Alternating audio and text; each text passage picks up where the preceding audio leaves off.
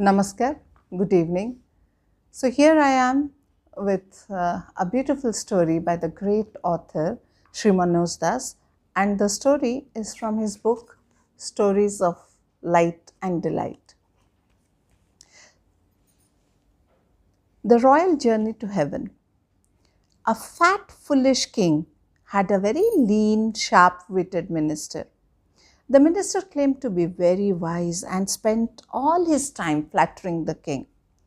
The king believed that as long as this wise minister was by his side, he would have no worries. The king often said to his minister, "Promise me that you will never leave me." And the minister always replied, "Never, never, my lord. Wherever you are, whether in this world, in heaven, or in hell, I will always be with you, giving you sound counsel and solving all the world's problems for you." This pleased the king greatly. One evening, the king was returning to his palace after a rare stroll along the river bank. Suddenly he heard a skulk of foxes yelping loudly. The king's curiosity was aroused. He wanted to know why the foxes were yelping. He turned questioningly to his minister. "Why should so many foxes yelp at the same time? Do they mean to throw some grievances into our royal ears?" "What doubt is there, my lord?" the minister replied. "As you know, this year the winter has been extremely bitter, and these poor foxes, they have no warm clothes. They are appealing to you for blankets." I see. Thank you very much. A wise minister is he who can understand the sentiments of foxes even. But why are foxes without blankets?" demanded the king. "Our officer in charge of relief, he is to be blamed," replied the minister, who bore a grudge against the officer. How shocking! The officer in charge of relief works has deprived our valued subjects, the foxes, of blankets? Very well. Wrap up the officer in a blanket and throw him into the deep sea. Then buy 100 blankets and distribute among the foxes. With a great show of hurry, the minister left to do as the king had ordered, but only obeyed the first half of the order.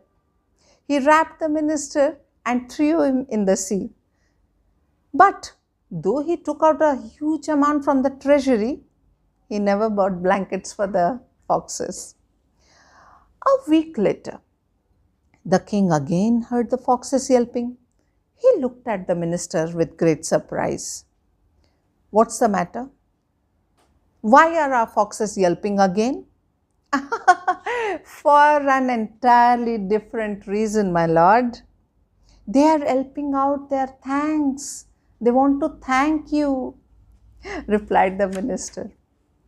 "Oh, ho, ho, how wonderful," said the king. "This would have never struck me.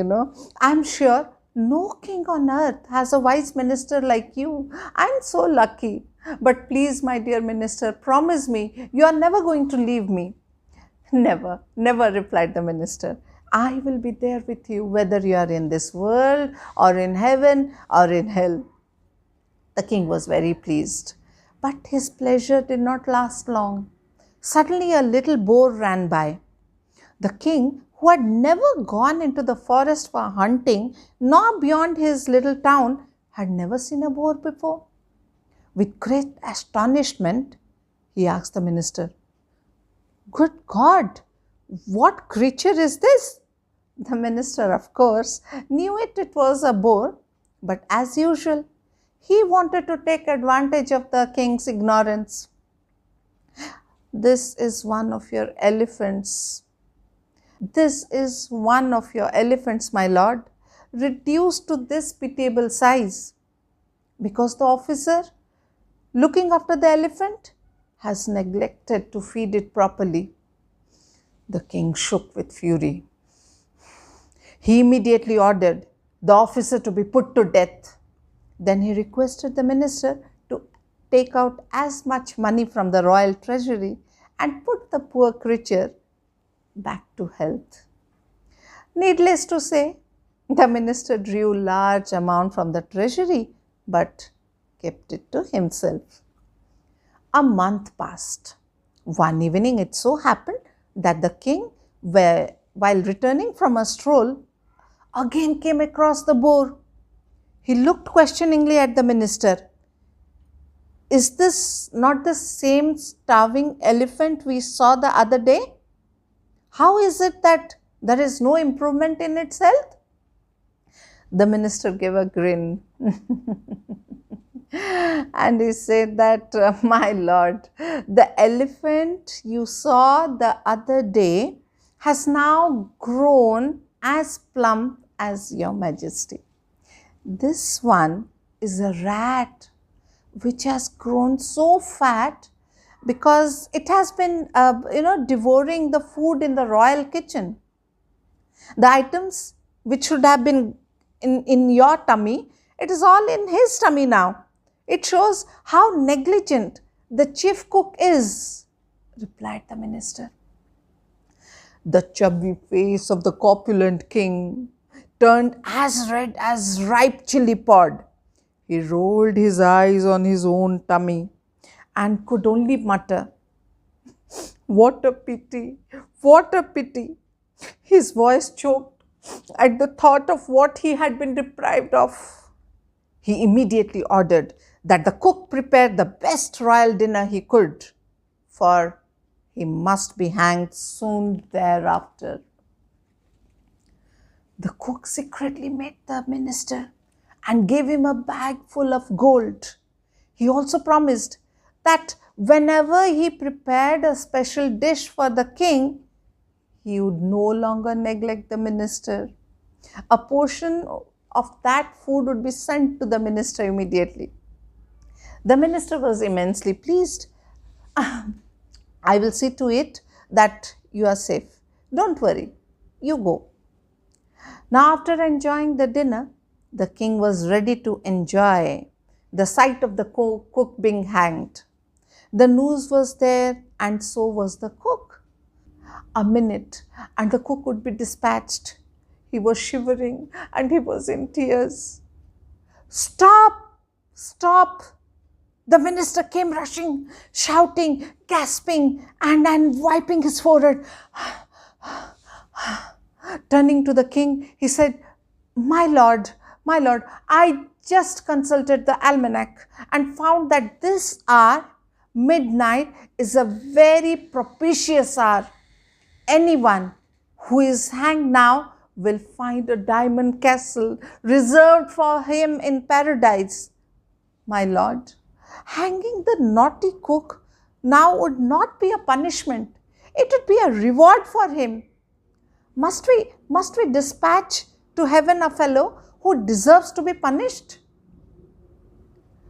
The minister was sure that if he could somehow delay the hanging, the king would completely forget the issue. The king's memory was like a sieve. But the king jumped with joy. "Wonderful, wonderful, wonderful," he exclaimed. For long I have desired to have a look at the paradise, and the moment has arrived at last." Turning to the hangman, the king then commanded, "Put the noose around my neck and hang me. Quick, quick, quick. Come on, quick."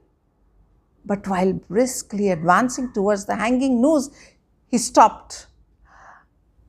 "My dear minister," he said affably, you must keep your promise. You promise you will never desert me. Please, lead me the way. How can I manage the diamond castle without your counsel?" The king instructed the executioner to hang the minister first.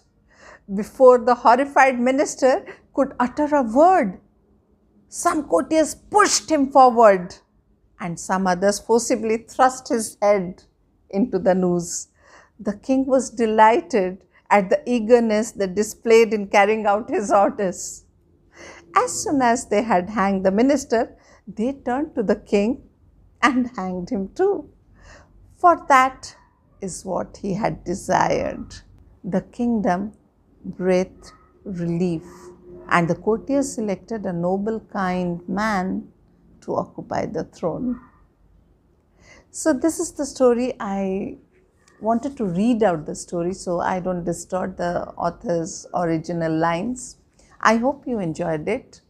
And before I leave for today, I would like to inform you that I have tried to pen down few lines about my childhood memories in the form of a book, and that's called The Memorable Bus Journey.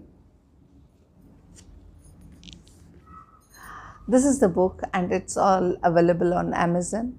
I would like each one of you to please go through it and give me a feedback. Thank you so much. Bye-bye.